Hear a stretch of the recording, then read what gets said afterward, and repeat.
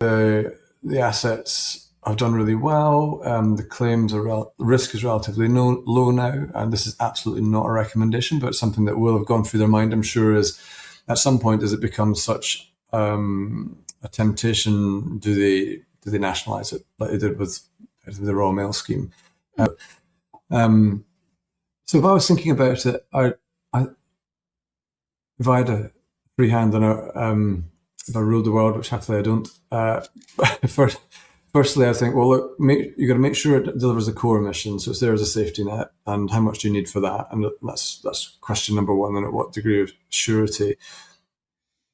But there's a strong sense that there's enough increasingly.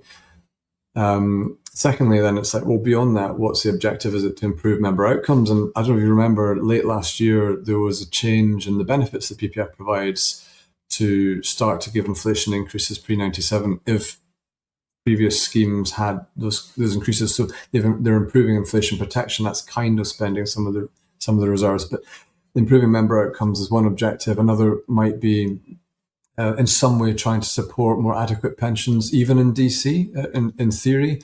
Another could be strengthening and stimulating innovation in the system. At a more simple end of the spectrum, as an employer that's paid in premiums, you might say, well, can I have my money back? Or even, could you invest some of your capital in my business, potentially?